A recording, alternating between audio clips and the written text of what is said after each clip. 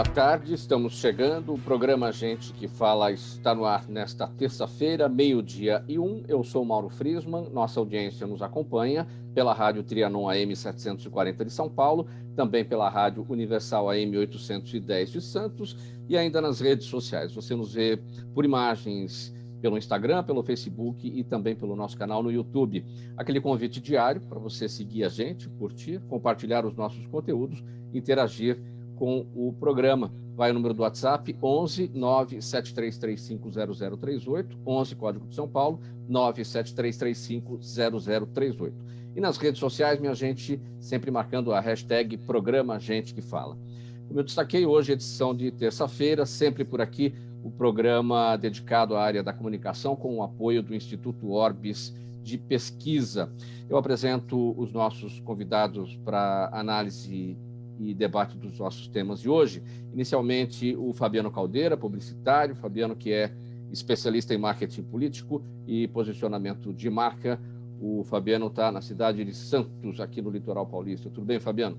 Tudo bom, Mauro? Sempre uma alegria estar contigo aqui nessas terça-feiras que a gente fala de comunicação e na expectativa aí da gente conversar um pouquinho mais sobre comunicação política, sobre política, que são os pilares da nossa democracia, né?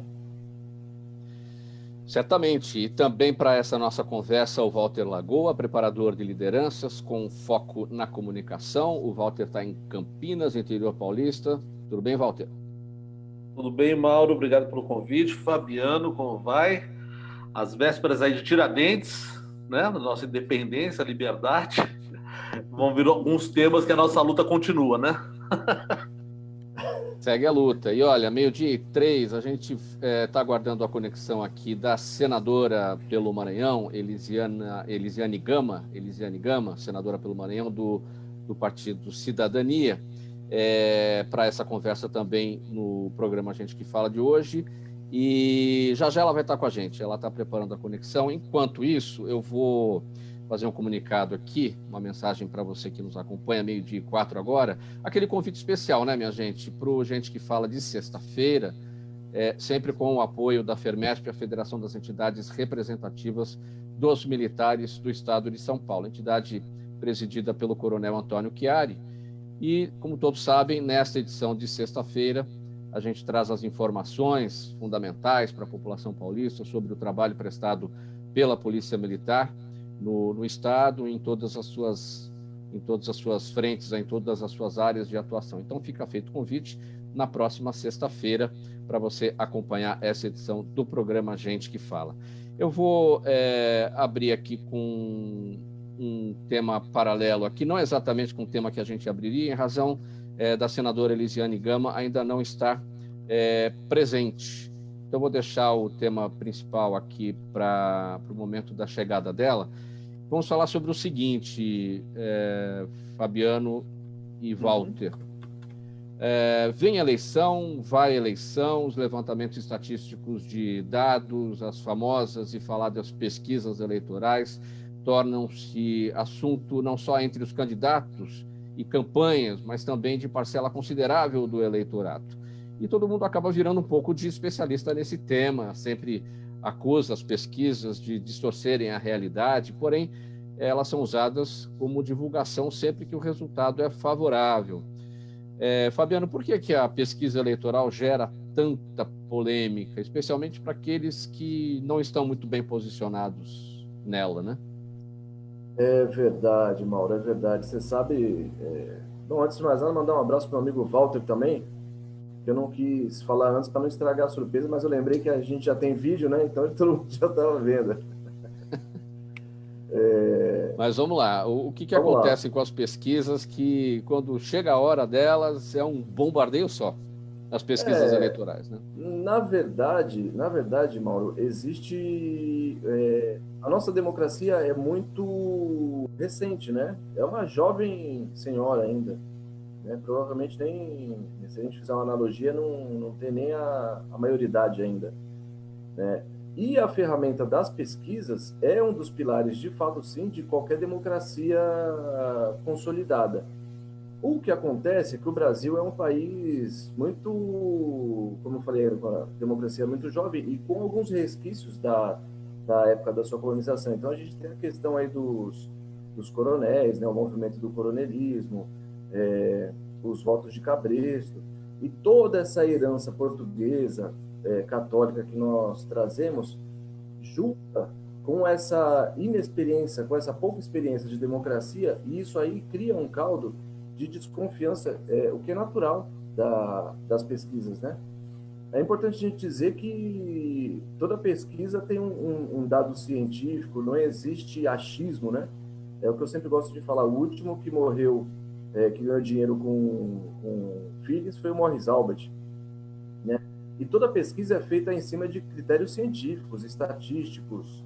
Agora, como qualquer mercado, tem os bons e os maus profissionais, né? Tem as boas e as más empresas. Mas, Mauro, enquanto ferramenta, ela é fundamental. Aí tem muita gente que fala assim, provavelmente você, o Walter, a senadora, quando entrar, vai poder falar um pouquinho sobre isso, mas já ouviram assim, poxa, mas eu nunca fui pesquisado, né?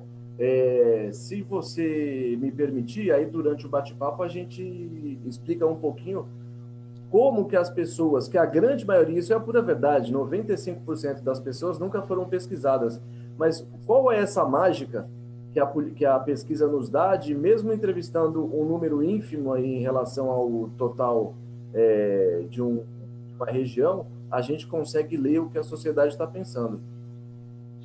Isso se chama metodologia, né, Walter? E as pessoas acabam, digamos, desconfiando, falam assim, como é que uma pequena parcela pode representar uma população inteira? Justamente, é a metodologia. E como é que a gente explica isso para o nosso público, Walter?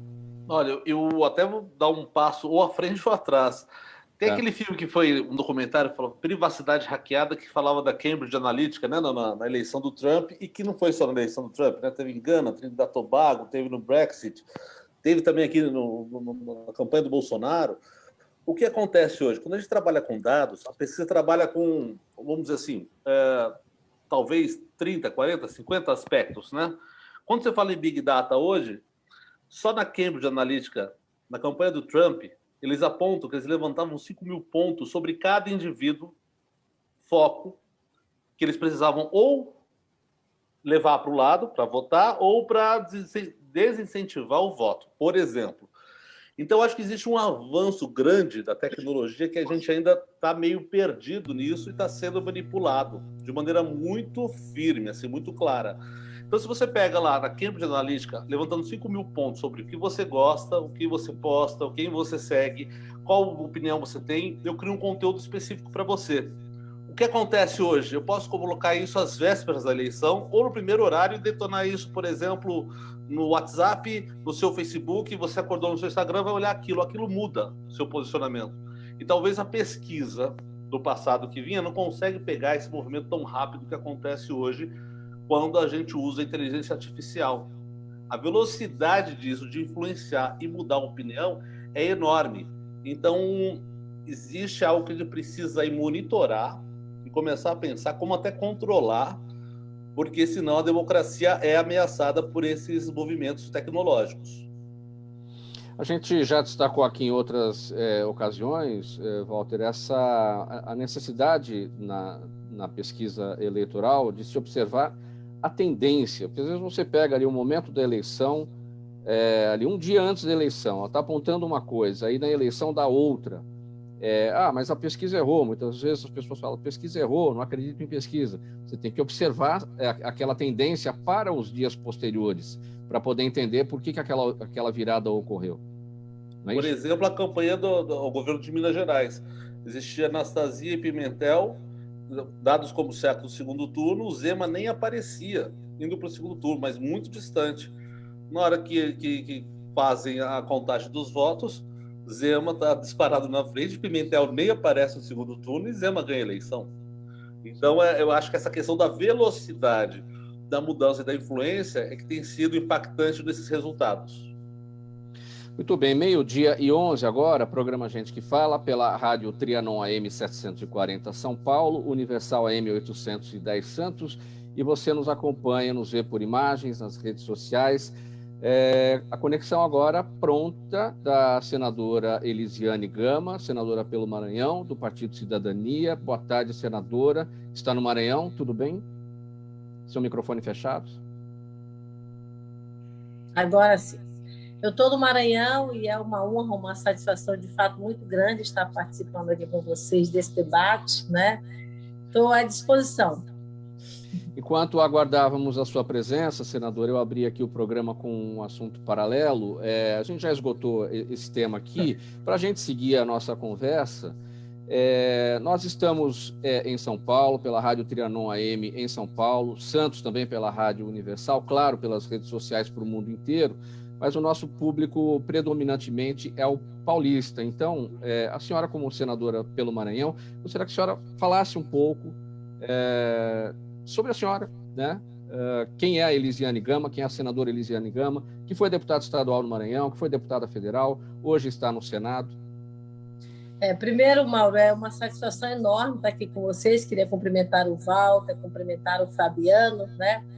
Eu sou Elisiane, maranhense, e estou na vida pública. Sou jornalista também, como vocês, né? Sou radialista, me formei em jornalismo pelo meu estado, pela Universidade Federal do Maranhão, né?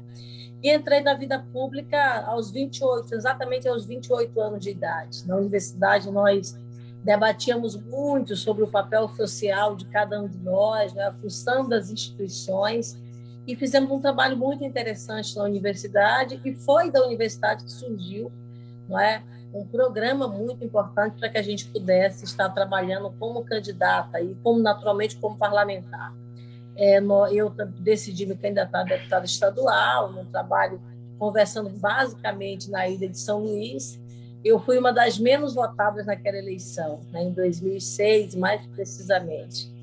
E aí eu tive uma atuação muito voltada para aquilo que eu sempre defendi, que foi defesa da vida, dos direitos humanos, né? Defesa das populações mais minoritárias. Desenvolvi um trabalho muito forte na área da infância e da juventude, e tive o reconhecimento aqui do meu estado, e depois fui reeleita deputada estadual com quase 40 mil votos. Aí já fui uma das deputadas estaduais mais bem votadas do estado, e depois me candidatei a deputada federal, e fui a deputada federal mais votada do Maranhão e a única mulher, né? No Congresso, na Câmara dos Deputados, no Congresso Nacional também, naquele momento. E agora fui eleita senadora pelo meu estado, mais uma vez como a única mulher também no Congresso Nacional, porque, infelizmente, aqui no Maranhão nós não tivemos nenhuma deputada federal eleita, e estou hoje no Senado Federal para trabalhar pelo meu país, trabalhar pelo meu estado, continuar defendendo aquilo que eu sempre defendi como uma luta de vida, não apenas como uma luta política, como uma luta partidária, mas, sobretudo, como uma luta de cidadã brasileira, de mãe, de mulher, de uma pessoa que luta para que nós possamos ter realmente uma sociedade melhor, uma sociedade mais justa, mais igualitária, né?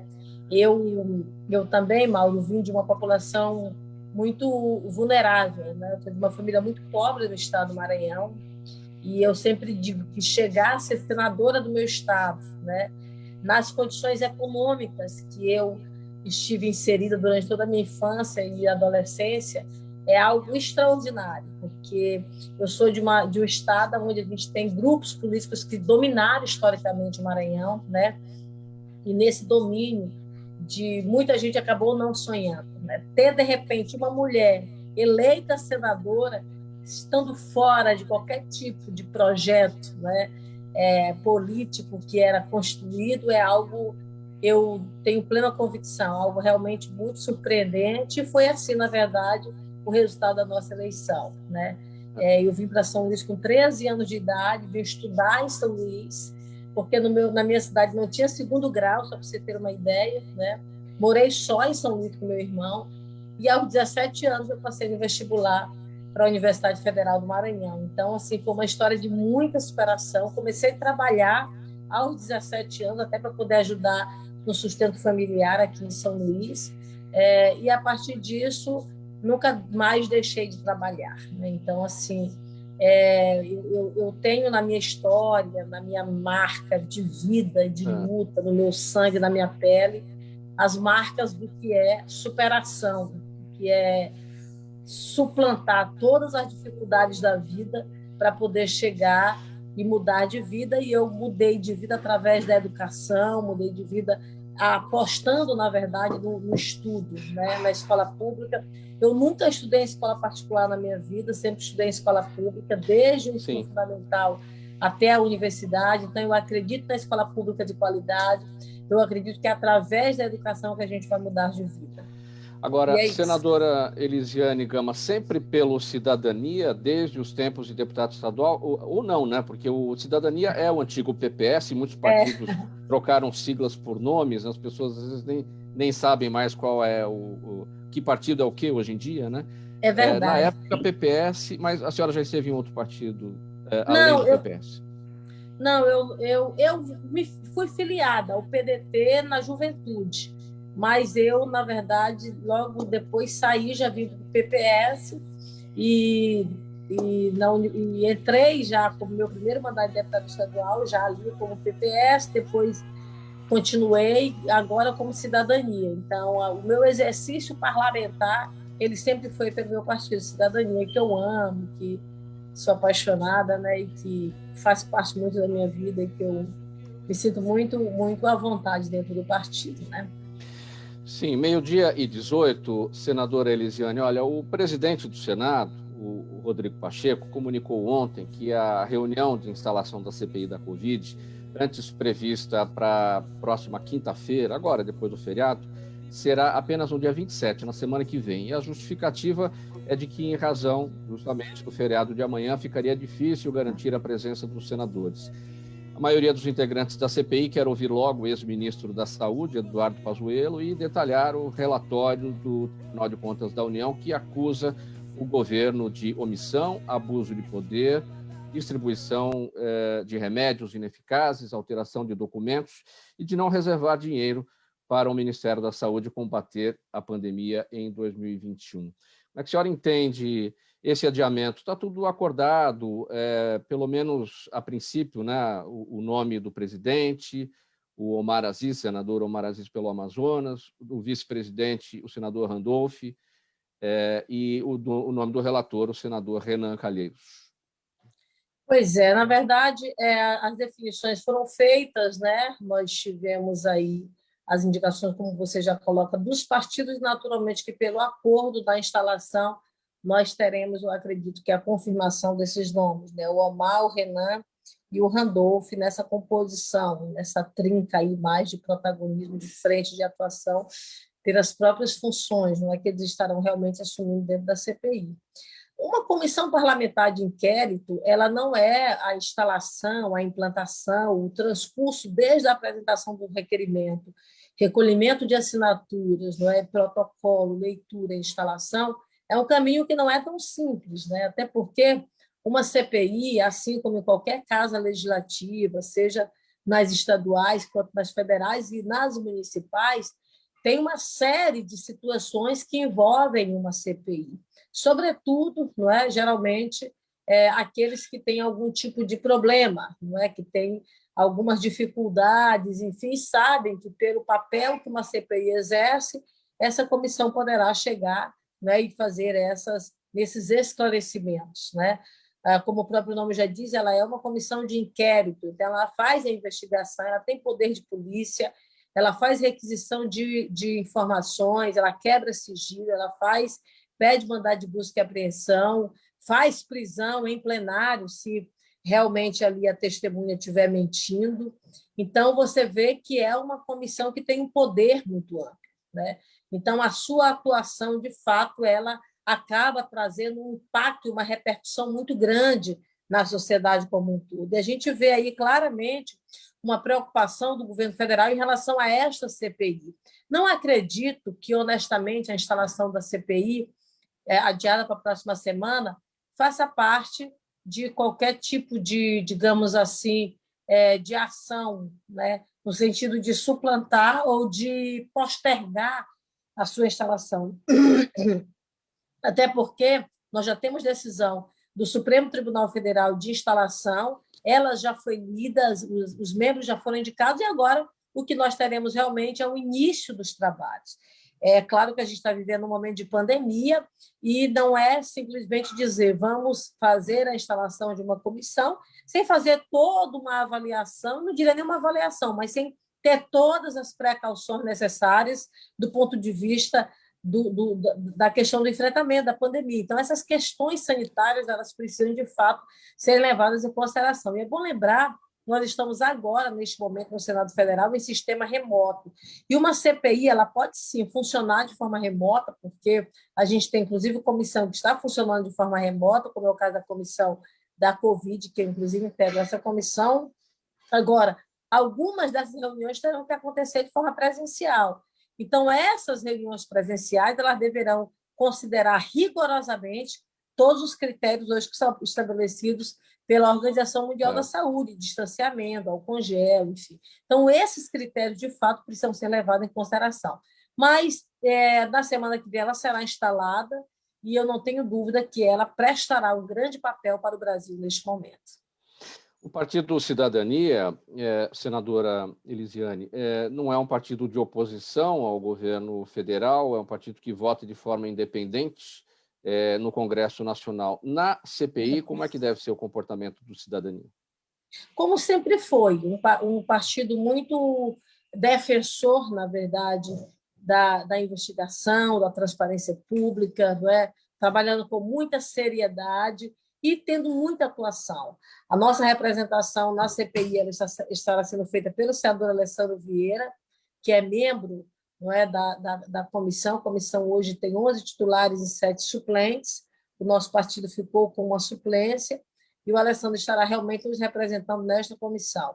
E ele é um delegado de polícia, né? Então ele tem já no próprio sangue, ele tem na veia, na verdade, e sabe efetivamente o que é uma investigação.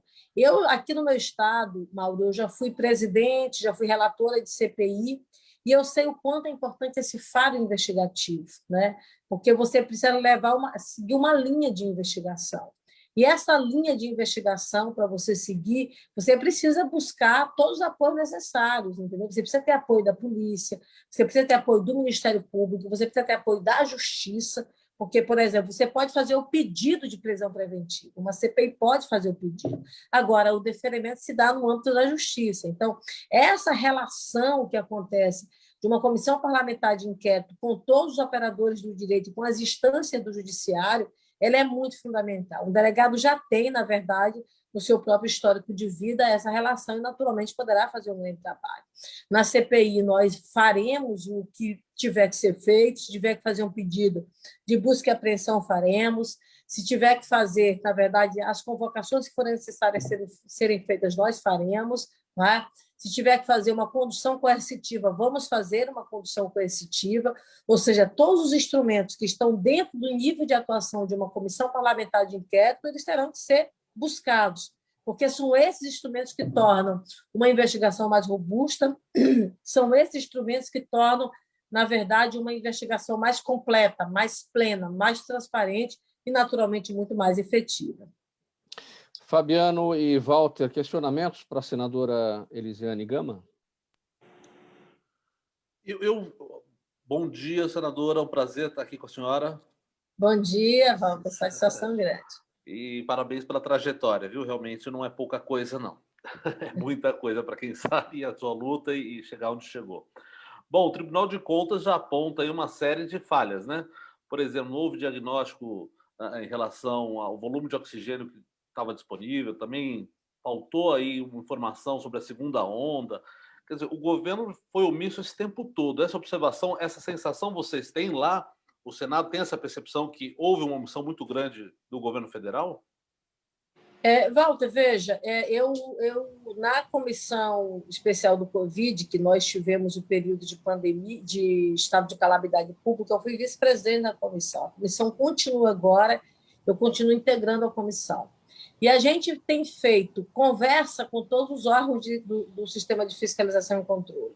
E é muito claro, por exemplo, quando você conversa com o governador, quando você conversa com o prefeito, quando você conversa com as entidades representativas, tanto da gestão municipal, de todos os entes federados, quanto da gestão estadual, você vai ver claramente, no meu entendimento, alguns pontos. Um deles, que se torna muito fundamental, por exemplo, para você ter resultado importante que a gente não teve no Brasil e não tem no Brasil, o comando da política do enfrentamento à Covid-19. O comando ele não tem que ser feito pelo governador, porque o governador ele comanda o estado dele. O comando ele tem que ser feito pelo poder central. E a gente não viu isso no governo federal. Além de não ter, por exemplo, o comando dessa política, o governo ele não teve transparência exatamente nas ações de pandemia. Você não sabe efetivamente quais são os números, e aí o Tribunal de Contas fez, inclusive, o relatório que você acaba de citar. A gente sempre busca todas as recomendações e relatórios que nós conseguimos ter acesso de forma preliminar. Foi muito claro exatamente a falta de transparência, a falta de comunicação com os estados, né? Você vê, por exemplo, estados no mundo, países no mundo inteiro, que conseguiram evoluir no enfrentamento da pandemia, ela se deu pelo quê? Pela conversa com a população, pela informação que a população precisaria ter e pelo comando da política pelo governo federal, o que no Brasil não teve. Veja, a gente sabe que a pandemia e a Covid-19 ele é um vírus que a gente não tem medicamento para eles até agora. O que é que nós temos? Vacina em baixíssima escala. Veja, nós tivemos no ano passado a possibilidade de o governo brasileiro fazer um contrato com a Pfizer e a gente já ter acesso a 70 milhões de doses da sua primeira leva, que foi no mês de janeiro. E você não teve, por exemplo, essa relação contratual efetivada pelo governo federal. Aí depois você vê a vinda da Coronavac. Você viu como o governo tentou a todo custo impedir que nós tivéssemos essa vacina. A gente teve que ir buscar, fazer audiência com a Anvisa, fazer, na verdade, todo um trabalho intenso envolvendo vocês, que são da comunicação de massa, para que a gente pudesse chegar aonde a gente chegou, que era termos realmente a vacina para o Brasil. Olha, uma coisa interessante, o governo de São Paulo e o laboratório Butantan fazendo meio que o serviço secreto às vezes, porque qualquer tipo de informação que saísse, ela poderia ser utilizada para prejudicar o andamento da vacina. Esse é um fato. Então, o que é que nós tivemos agora?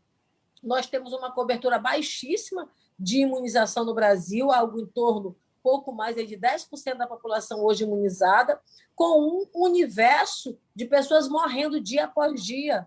Então, se a gente não tem vacina, se a gente não tem suficientemente vacina, se a gente não tem medicamento, o que é que nos resta? Álcool gel, máscara e distanciamento.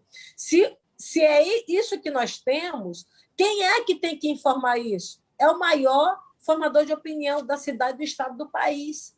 Quem é o maior formador de opinião de um município? É o prefeito da cidade, que é o que comanda a política executiva. Da mesma forma o governador, da mesma forma o governo federal. Eu vou te dar um caso, Walter, do meu estado do Maranhão. O meu estado do Maranhão, o governador Flávio Dino faz coletiva a cada 2 dias. Ele conversa com o povo, ele informa, ele orienta, ele implora. Ele fez um discurso aqui no estado do Maranhão, implorando, fazendo isso com a mão. Gente, por favor, não saiam de casa nos próximos dias. Evitem, só saem para casos extremos. Sabe o que isso resulta? O Maranhão é o estado brasileiro que tem a menor quantidade de mortes por habitante do Brasil. Então, esse é um cenário que se dá por quê? Porque você tem o condutor da política executiva na linha de frente, fazendo o chamamento da população. E no Brasil, o que nós temos? Nós temos um presidente da República que vai para a aglomeração sem máscara.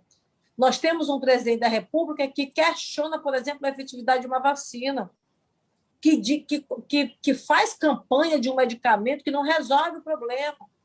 Entendeu? Que depois a gente vai ver o resultado desse medicamento é morte. Então, assim, esse é um cenário que nós temos muito triste. E é muito bom a gente lembrar, Walter, que este governo ele assumiu em um dos momentos onde havia uma disposição plena brasileira de ajudar no enfrentamento dos problemas do Brasil. Olha, eu sou parlamentar há 15 anos. Estou indo para 15 anos de atuação parlamentar no meu país, entre Estado e Brasília. E eu nunca tinha visto, em todo esse período que eu faço atuação parlamentar, e nem em outros tempos da história do Brasil, você ter um sentimento de aprovar, por exemplo, a reforma previdenciária, de a população fazer movimento, e alguns faziam mesmo, vamos votar a reforma previdenciária, vamos votar as reformas que são medidas antipopulares, entendeu? São medidas que mexem no bolso da população brasileira e o povo pedindo. Esse foi o cenário que o presidente assumiu no Brasil para fazer a sua gestão. Sim. E, de repente, ele consegue, no melhor cenário de apoiamento popular, ele consegue, na verdade, trazer coisas terríveis e que acabam trazendo a revolta da população. Tanto que agora você vê como ele caiu em nível de popularidade, porque é inaceitável. É inaceitável porque se trata de quê? Se trata de vida, se trata de ser humano, entendeu? Se trata de evitar morte em massa. Então, o que nós temos vivenciado no Brasil, eu não estou culpando aqui de jeito nenhum o presidente da República pela quantidade de mortes que nós temos hoje no Brasil, mas pode ter certeza de uma coisa, se ele tivesse tido uma postura diferenciada, nós não teríamos essa quantidade de mortes no Brasil. A gente teria reduzido de forma significativa. É por isso que essa CPI é importante, porque a omissão do poder público ela é também uma ação criminosa. Você peca pela omissão. Por quê? Porque, sim, como o próprio nome já diz, é executar. Se você não está executando, você está se omitindo. Se você está se omitindo, você está prevaricando, você está sendo negligente, e isso é uma ação criminosa. Então, infelizmente, esse é um cenário que nós realmente estamos acompanhando no Brasil. Senadora, temos um outro assunto. O MDB e o Cidadania se unem na Câmara dos Deputados, finalizam uma aliança para 2022. Nós vamos fazer um intervalo agora rapidinho, 1 minuto apenas. Na volta a gente trata desse tema e também com o Fabiano nessa questão. Tá bom, Fabiano? A gente volta já já, em 1 minuto. Os melhores trabalhos de comunicação nunca abrem mão de um excelente instituto de pesquisa. A Orbis é um instituto de pesquisas que une precisão e confiabilidade estatística com a mais alta tecnologia em pesquisas do mercado. Na sua próxima pesquisa, se eu fosse você, chamava Orbis. Até porque o sucesso é consequência direta da informação que você tem e o que você faz com ela.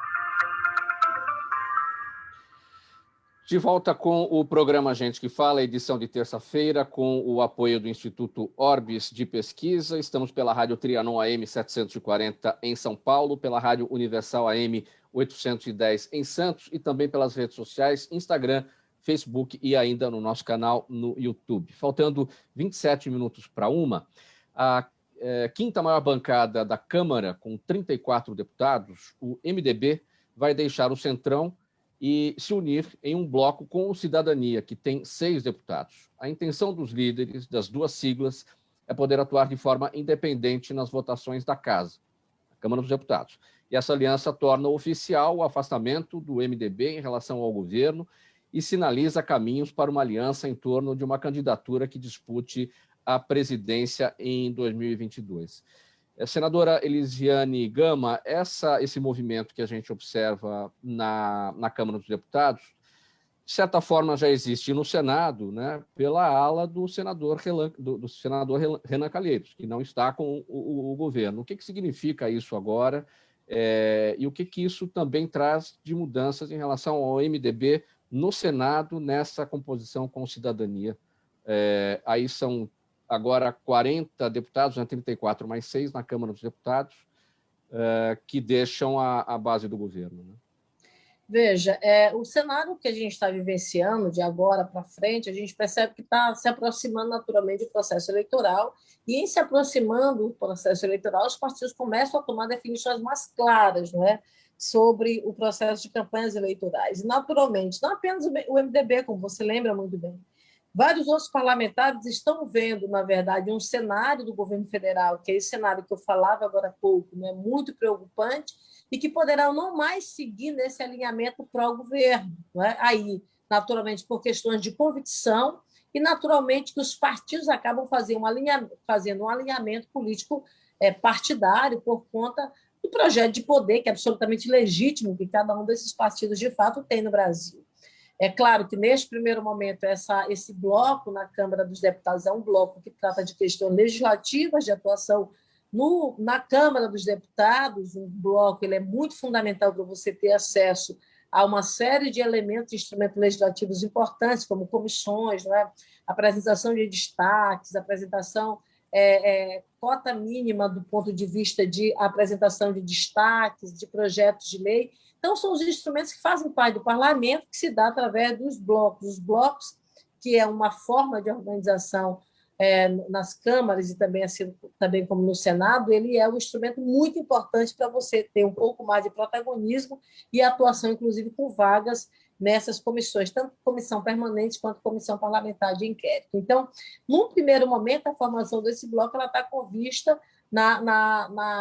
nessa atuação parlamentar. Naturalmente que isso também dá um reflexo em relação a 2022. Né?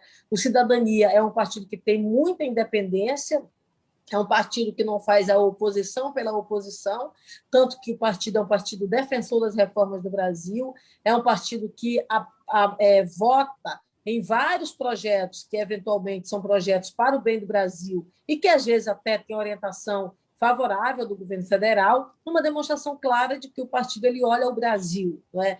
O olhar do partido não é um olhar voltado simplesmente para uma questão partidária e política momentânea, mas é, sobretudo, um olhar voltado para a sociedade, para a cidadania, para o futuro, né, e para uma geração. Mas estamos conversando naturalmente com todos os partidos e fazendo uma coisa que é muito importante, é a construção de um nome de centro no Brasil. A gente não pode continuar e ter, mais uma vez agora, em 2022, essa polarização Bolsonaro-Lula, e eu não diria Lula, porque da vez passada foi o Haddad, mas da perspectiva do Lula. Né? A gente não pode ter isso. Acho que nós temos um processo democrático no Brasil que ele é muito fortalecido e que ele precisa dar oportunidade para que o brasileiro possa saber ou ter pelo menos uma outra alternativa competitiva para conhecer o seu programa e para apresentar e para votar nesse outro candidato. Eu acho que as duas candidaturas, que é a candidatura do Lula e a candidatura do Bolsonaro, são duas candidaturas extremamente importantes para o Brasil, dado o processo eleitoral, mas, ao mesmo tempo, surge uma avenida, fortalece muito um outro campo, que é a construção de um nome que tem exatamente esse olhar, que é o olhar que o partido defende, entendeu? Que é um olhar de centro, é um olhar sem polarização, é um olhar voltado para a vida, é um olhar voltado para a sustentabilidade, para a pessoa humana, para a dignidade. Então, é esse olhar, na verdade, que nós temos e que a gente precisa construir fortemente para isso. Eu acho que nós temos hoje grandes nomes do Brasil. O nosso partido, por exemplo, tem trabalhado muito, inclusive, para a filiação de mais nomes no seu bloco partidário, como é o caso do Luciano Huck, e de outros nomes mais que poderão, naturalmente, se filiar no nosso partido, ou não. A gente pode apoiar um desses outros candidatos em um outro partido político, entendeu? Sim. O que a gente precisa hoje é ter uma alternativa diferente para o Brasil. Não dá, por exemplo, para você olhar para o cenário e ter apenas duas alternativas que não representam aquilo que a gente quer na sua essência. Não é? Então, eu acho que a gente precisa, na verdade, fortalecer e ampliar esse debate, conversar com todas essas demais frentes, não é? Conversar com nomes que estão sendo apresentados hoje no Brasil de forma inovadora e que eu acho que cabe sim, tem sim, e eu defendo isso de forma extremamente intensa, que nós possamos, de fato, ter um outro nome e um nome que o brasileiro, na verdade, possa ter a oportunidade, naturalmente, de votar agora em 2022. Fabiano Caldeira, do ponto de vista do marketing político, essa aproximação entre MDB e cidadania na Câmara dos Deputados, que, de certa forma, já ocorre no Senado, a partir da ala do senador Renan Calheiros, nesse sentido de uma terceira via, de uma situação mais central, do ponto de vista mesmo do centro democrático, dos partidos do centro democrático. Sem dúvida. Bom, as pedras estão se mexendo no tabuleiro, né? Antes de mais nada, eu queria também cumprimentar a senadora, é uma alegria estar com ela aqui. Eu que vivi 7 anos em Brasília, acompanhei de perto, né, o estilo combativo e super competente da senadora, tanto na Câmara quanto agora no Senado. E a senadora, ela é muito direta. Então, são sempre entrevistas ricas e de conteúdo e super interessantes.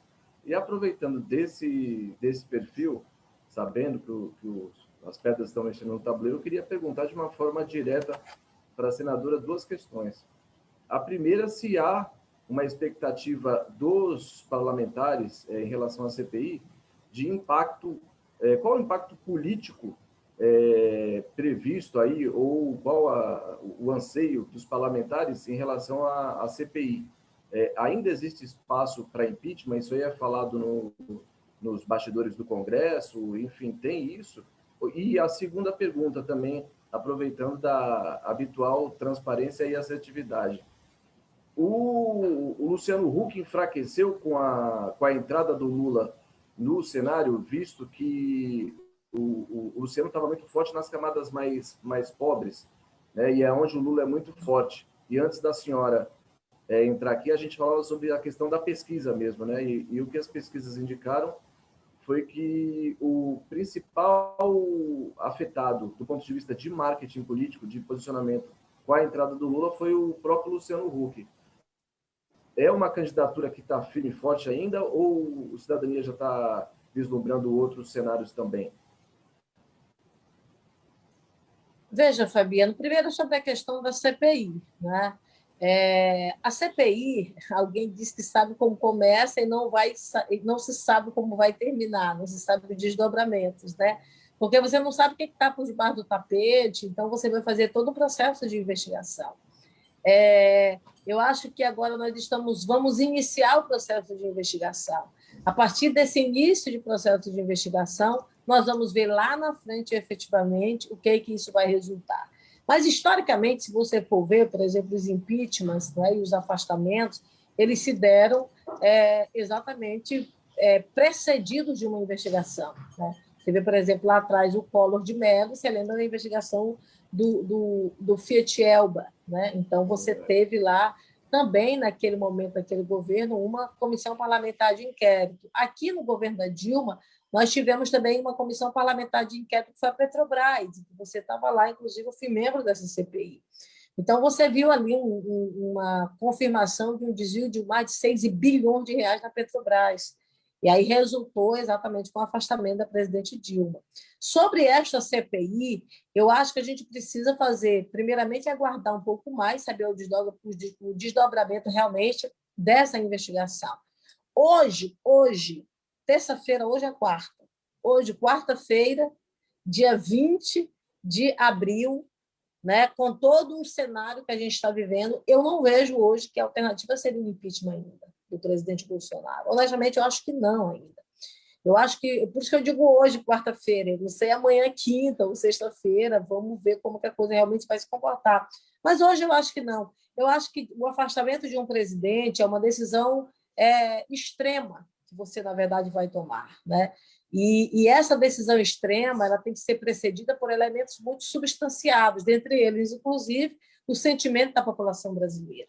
Então, não dá para você simplesmente dizer, vamos fazer um impeachment pelo impeachment. Não é assim. Afastar um presidente da República, você deixa traumas, você tem uma repercussão muito grande numa sociedade, entendeu? Então, eu acho que ainda não é o tema para a gente falar. Eu acho que agora o tema é a CPI.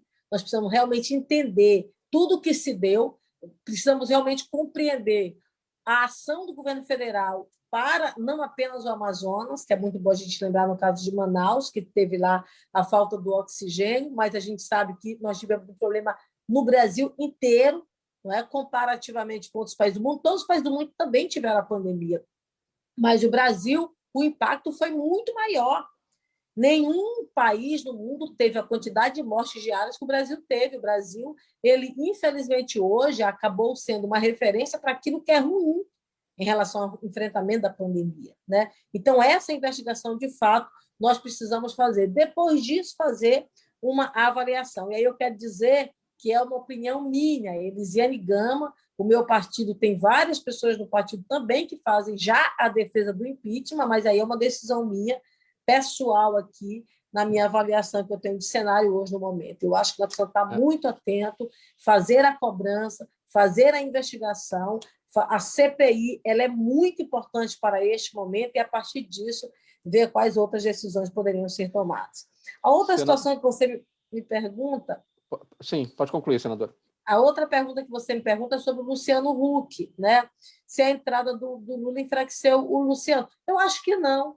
eu acho que a entrada do Lula ela fortaleceu a criação de um outro campo, entendeu? Que é o campo que o Huck transita muito bem, que outros atores também transitam muito bem, que o Mandetta, que é posto como nome, transita, que o Moro transita, que o Dória, não é, transita com todo o perfil próprio que ele tem, e agora o presidente do Senado Federal, Rodrigo Pacheco, que começa-se a ver no Rodrigo Pacheco a possibilidade também de ser um nome, e eu pessoalmente acho um nome muito forte, pelo perfil que ele tem, pela postura que ele tem, e pode se posicionar claramente como um candidato, um pré-candidato à presidência da República.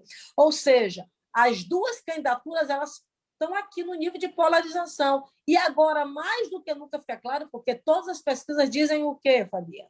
Dizem que pelo menos mais de 50% da população não quer votar nem no Lula e nem no Bolsonaro. Veja o tamanho da população brasileira que está sedenta de uma alternativa. Entendeu? Então, eu vejo que a gente do partido tem realmente esse papel muito fundamental de estar trabalhando e fazendo a construção desse nome. Se não vai ser o Huck, se o Huck não vier, que eu peço muito que a Deus, na verdade, que ele venha, mas poderá, tem, na verdade, esses outros nomes. Tem o nome do governador Flávio Dino, do estado do Maranhão, que é, inclusive, que é o meu governador, que é uma pessoa de uma atuação técnica incrível, de uma qualificação como poucas pessoas têm no Brasil, né?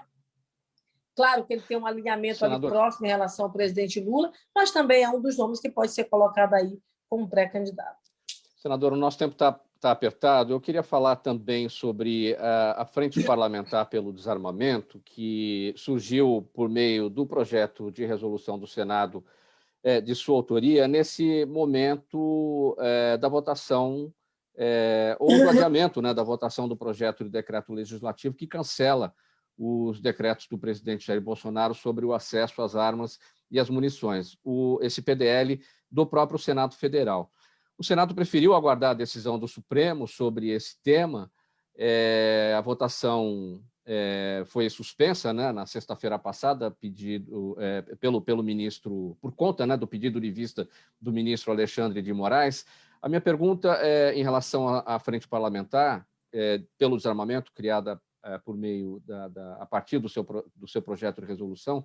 Qual é a força que uma frente parlamentar tem nesse sentido, neste momento em que o Senado aguarda a posição do Supremo Tribunal Federal e não vota o PDL que cancela os decretos do presidente? Olha, o diálogo ele é um mecanismo fundamental na política como um todo, no processo democrático como um todo. Por ser o diálogo o ponto fundamental e o ponto de partida para termos realmente o processo democrático de direito a cada dia mais fortalecido, o diálogo é o instrumento fundamental de uma frente parlamentar. E nós criamos essa frente para quê? Para dialogar, para conversar, para fazer audiência pública, para apresentar projetos de lei, entendeu? Para fazer mudanças necessárias. Nós temos o Estatuto do Desarmamento, que é de 2003. Se tiver que fazer alguma adequação, mudança, vamos fazer no diálogo, na conversa, no foro que é próprio para isso, que é o Legislativo brasileiro. O que o presidente da República tem feito, na verdade, ele tem exorbitado de suas funções para fazer uma alteração em um projeto que tem como regra fundamental o desarmamento, como o próprio nome já diz. O presidente pegou o desarmamento através dos seus vários decretos, que até hoje ele apresentou 14 decretos, decretos presidenciais do Poder Executivo que foram enviados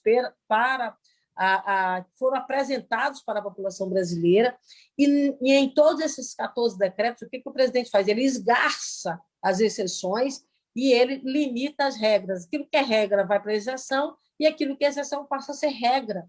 Ou seja, ele tenta legislar através de um decreto que tem a função primária de fazer regulamentação. Então, ele muda o ponto fundamental e o objetivo básico de um decreto. Nós, então, apresentamos vários PDLs, tanto que se refere à questão do porte de armas. Lembra que, em 2019, ele apresentou alguns decretos em que ele dava porte de arma de uma forma indiscriminada para vários profissionais, das mais variadas, até para os caminhoneiros, para todo mundo que estava caminhando na rua, vai lá, pega realmente e começa a andar armado.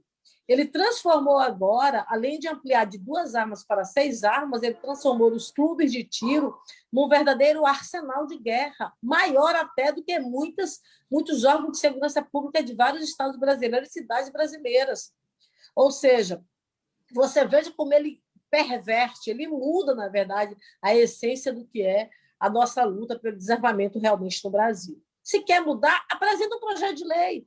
Vamos discutir no projeto de lei, não um decreto que tem efetividade a partir dos seus 90 dias. Ou seja, é isso que nós precisamos fazer e é o que nós estamos discutindo nessa frente parlamentar, que nós tivemos a aprovação agora no Congresso Nacional. Nós estamos muito atentos em relação a isso, vamos fazer debates intensos, a gente está em período de pandemia, e o presidente, em período de pandemia, ele quer dar arma para o povo, ao invés de colocar a vacina, não é, para o povo. Então, a gente criou a Frente do Desarmamento agora pela necessidade, que é exatamente esse debate, porque o presidente acabou colocando também esse assunto na ordem do dia. Claro, a gente não poderia deixar passar, porque a gente sabe que aquela coisa de passar a boiada é o que ele tem tentado em várias áreas do governo, tentando implantar, de fato, a sua agenda, e a gente está trabalhando, né, no impedimento disso, agora através da nossa Frente Parlamentar pelo Desarmamento. Senadora, posso só fazer uma pergunta, só rapidinho? Muito brevemente, Walter, porque a gente tem perguntas da nossa audiência, eu tenho então pode seguir, que depois eu chamo, pode ir. Então vamos lá, deixa eu aproveitar então que você está com a palavra, deixa eu abrir aqui. A pergunta que vai para você, Walter, a Flávia Mota está com a gente no Facebook, porque alguns políticos conseguem eleger o que se habituou a chamar de poste. Bem brevemente, Walter, temos perguntas para todos aqui. Por que os políticos Porque alguns políticos conseguem eleger o que se habituou a chamar de poste. Pergunta da Flávia Mota. Talvez porque tem uma força política, um carisma, já tem um público já cativo que ele consegue fazer uma transferência imediata de votos, né? E se alinha nesse sentido. Só pode ser isso. Sim. O seu Jaime do Jardim Bonfilholi, todos os dias com a gente. Obrigado, seu Jaime. Fabiano, ele pergunta, nos países em que o voto é facultativo, as pesquisas eleitorais são prejudicadas? Não, de forma alguma. São só mais sofisticadas, né? Estados Unidos, por exemplo, além da pesquisa ser mais aberta, grupos empresariais podem financiá-las. Né? Então, você tem, na verdade, um amadurecimento dessa ferramenta democrática. Sim. Tenho 2 perguntas aqui da nossa audiência para a senadora. Eu vou pedir brevidade, senadora, para essas 2 respostas, porque aí a gente tem o tempo ainda do Walter para fazer o questionamento que ele estava querendo levantar, tá bom? A Michele Rodrigues, nossa audiência no Instagram, pergunta, senadora, qual é o motivo de não termos nenhuma mulher entre os integrantes da CPI da Covid, né? E se isso é preconceito ou as escolhas tiveram outro motivo? Pergunta aqui a Michele. Veja, nós precisamos ampliar a participação de mulheres. Né? Eu sempre digo que a falta de mulheres nos espaços de poder passa naturalmente pelos sistemas que elas são um pouco mais atrás. Para você ter uma ideia do seu nome dela aí, da pessoa que falou... Michele Rodrigues. Eu tive que ganhar 2 eleições de deputado estadual para poder presidir o meu partido. Né? Então, a luta está um pouquinho mais atrás. O parlamento ele funciona através dos partidos. E, por ser através dos partidos, as indicações acontecem no partido. Então, tem partido que não tem nenhuma mulher, né, como integrante de sua bancada. Então, aí, nesse caso, o partido não tem como indicar, porque não tem mulher nenhuma eleita. Né? Então, parte também muito por isso quando você faz a organização em nível de comissão dentro do Congresso Nacional. Eu alterei, querida, o regimento interno do Senado Federal, através de um projeto de nossa iniciativa, criando no Colégio de Líderes um assento para as mulheres, exatamente para a gente colocar na ordem do dia a pauta feminina, porque você vai para o plenário, você chega no plenário, por que nenhum projeto de mulher vem para cá? É porque não tem nenhuma mulher lá no Colégio de Líderes, entendeu? Então, a razão está um pouquinho mais atrás. Então, é por isso que a gente precisa fazer um exercício um pouco mais atrás. Aí, nós hoje temos um assento no Colégio de Líderes. Então, a pauta do Senado Federal ela é uma pauta que vai trazer mais a participação das mulheres. Então, para a gente poder ampliar a nossa participação nas comissões, nós temos que ampliar a nossa participação dentro dos partidos. Tá, em 1 minuto apenas, senadora Elisiane, pelo nosso tempo aqui, a Vera Lima, nossa audiência no Facebook, a sua opinião sobre o governo Flávio Dino, ela pergunta. O governo Flávio Dino é um dos governos mais bem avaliados no Brasil. Flávio Dino é uma pessoa extremamente qualificada, tecnicamente, mudou o cenário da educação maranhense.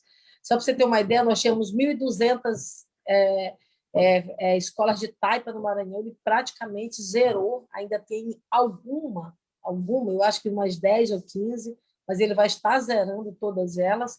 Se ele não tivesse feito mais nada no Maranhão, nada no Maranhão, apenas com a mudança dessas mais de 1.000 escolas, ele já teria feito tudo pelo nosso estado. Nós vivíamos aqui no Maranhão, historicamente, rebelião a cada mês, era um pânico. Eu estava com as crianças na escola e eu ficava desesperada aqui, porque, vez por outra, as escolas fechavam, porque tinha arrastão na rua, porque tinha rebelião do sistema prisional, cabeça de preso sendo decepado. Uma vez nós tivemos 23 pessoas assassinadas de uma só vez dentro do sistema prisional. No governo de Flávio Dino, nenhuma só rebelião neste governo. Então, eu estou te dando apenas 2 exemplos para te dizer do nível de responsabilidade técnica, de responsabilidade com a vida, com os direitos humanos, com a educação que o Flávio tem. E, para mim, por conta disso, ele já foi escolhido várias vezes o melhor governador do Brasil. E eu acho que, como eu disse, inclusive, ele é muito qualificado e é um grande nome, inclusive, para concorrer à presidência da República. É por isso que ele é bem avaliado exatamente pelo grande governo que ele faz no Maranhão. Walter, não sobrou o tempo necessário aqui para o seu questionamento. A gente vai ter que partir para as despedidas. Vamos lá, sua palavra final. Bom, eu acho que nós temos aí que agradecer aqui a participação no programa e dizer que na comunicação hoje, nesse mundo bunny, a gente tem que ficar olhando com muito mais cuidado tudo que chega para a gente, sabe?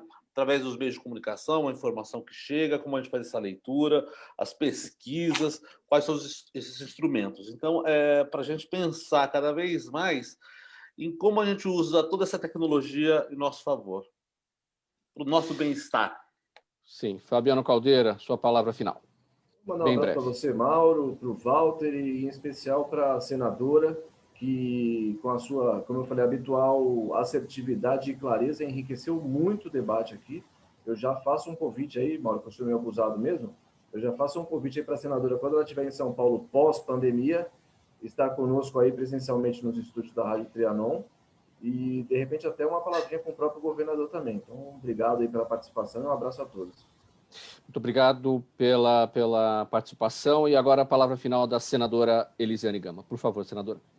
Só para te agradecer, Mauro, agradecer o Walter, o Fabiano, essas figuras realmente ilustres que enriquecem o debate. Estou à disposição. Que Deus abençoe a todos e todas. E vamos firme, vamos passar dessa, se Deus quiser, vamos superar esta pandemia. Breve, vamos estar todo mundo aí se abraçando, se beijando e participando presencialmente de debates tão ricos e importantes como esse que você, Mauro, conduz com muita maestria. Deus abençoe a todos e todas.